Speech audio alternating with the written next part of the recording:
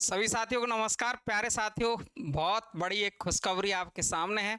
और खुशखबरी ये है कि केवीएस का रिजल्ट आपका आ गया है, लेकिन रिजल्ट के साथ में एक खास चीज़ और आपको मिल गई है, हाथों हाथ एग्जाम डेट। और वो एग्जाम डेट भी कितनी जल्दी आपको दी है कि जो विद्यार्थी अब इस 20-25 दिन में काम कर जाएगा जीत जाएगा। 28 मार्च को आपकी डेट दे दी है। सुबह आपकी टीजीटी की एग्ज़ाम होनी है और शाम को आपकी पीजीटी की एग्ज़ाम होनी है। इसमें आपकी जो मुख्य परीक्षा होने वाली है, लिखित परीक्षा, इस लिखित परीक्षा में क्या क्या आपको आने वाला है शानदार तरीके से आप समझ लीजिए, आराम से समझ लीजिए। देखिए, हिंदी ज्ञान धारा पर आपका हमारा ऐप हिंदी ज्ञान धारा के नाम से है, यूट्यूब भी इसी नाम से है, टेलीग्राम इसी नाम से है। केबीएस या एनवीएस मुख्य परीक्षा का रिजल्ट आउट हो गया आज। और आप देख रहे हो, कोई भी बात के लिए आपको संपर्क करना है 9983374293 पर आप कॉल कर सकते हैं, व्हाट्सअप कर सकते हैं। यहाँ अपन ने लिखा रणनीति लिखित परीक्षा की। अब ये रणनीति क्या हो सकती है, इसके ऊपर चर्चा करेंगे, लेकिन हमको सबसे पहले ये तो पता चले ना कि भाई इसमें आने वाला क्या है। इसमें आने वाला क्या है ये अपन को यहाँ पर देखना है। अब आने वाला क्या है, तो 40 अंक की तो लिखित परीक्षा होनी है, 60 अंक ऑब्जेक्टिव में आने हैं। 40 अंक में कितने प्रश्न आएंगे सर? 10 प्रश्न आएंगे। प्रत्येक प्रश्न कितने अंक का है? 4 अंक का आएगा, मतलब 40 अंक हो गए। और ये देखो 60 प्रश्न आने हैं और प्रत्येक प्रश्न 1 अंक का है।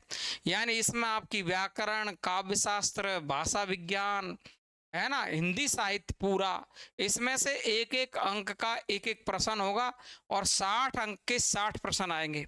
और मुख्य दिक्कत आपकी यहाँ आ रही है 10 प्रश्नों पर। अब सिलेक्शन का आधार है, ये तो सबके सब पहले से ही करते आए, तैयारी भी कर रहे हैं, लोगों की पहले से भी तैयारी है।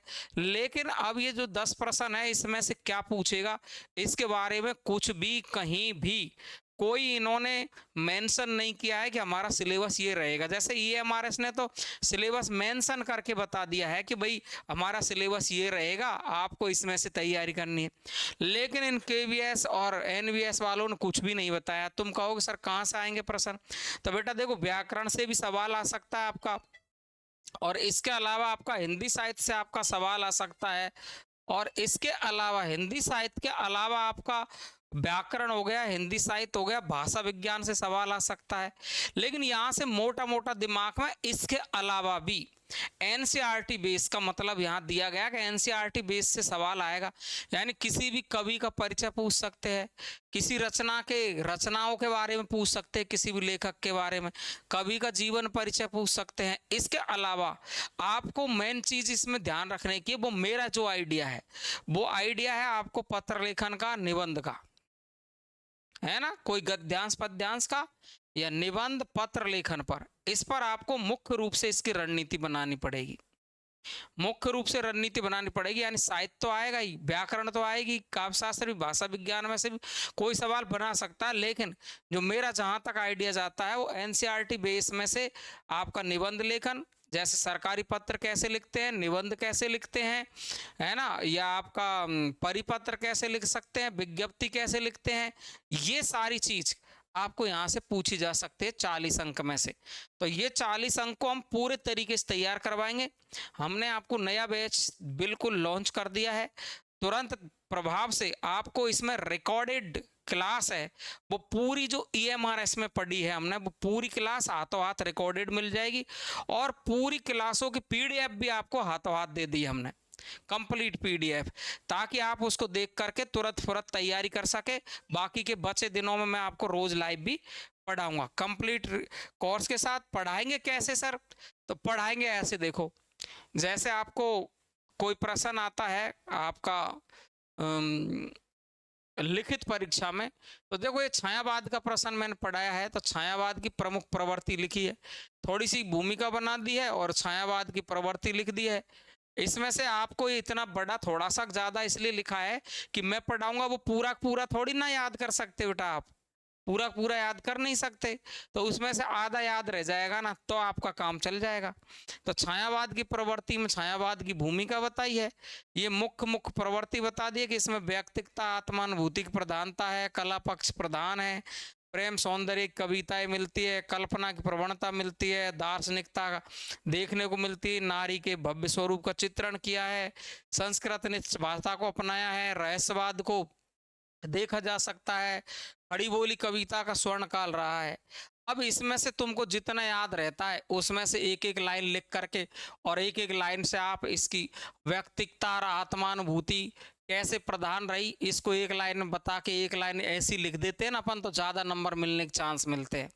प्रकृति का मानवीकरण कैसे किया है, यानी प्रकृति मानव जैसे काम कर रही है।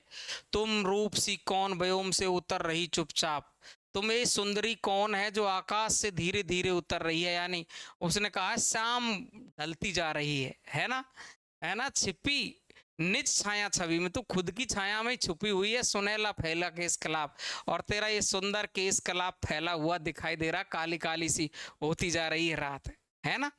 ऐसे अपन को नॉर्मल सी याद करवा देते हैं। ये रहस्यवाद देखा जा सकता है, यानी अज्ञात अज्ञात के प्रति आकर्षण है इसमें।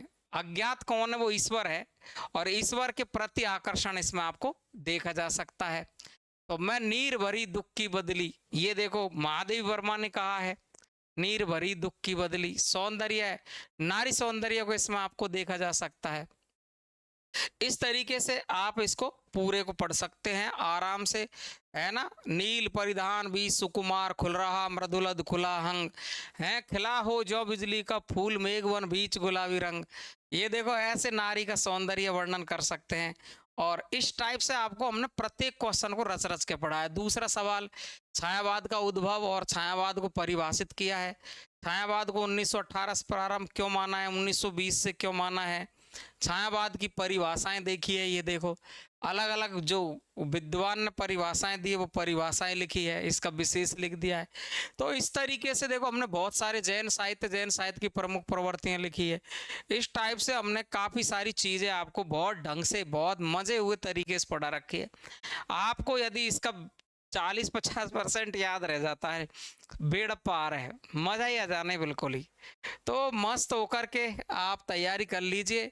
और ये बैच आपका हमने लॉन्च कर दिया है, अगर आप चाहते हैं तो इसके साथ जुड़ सकते हैं। आपको फिर से बता देता हूँ, 10 प्रश्न है, वो डिस्क्रिप्टिव है। इसमें आपका निबंध लेखन, पत्र लेखन, साहित्य, भाषा विज्ञान, व्याकरण, सब जगह से प्रश्न कहीं से बना सकता 10 में।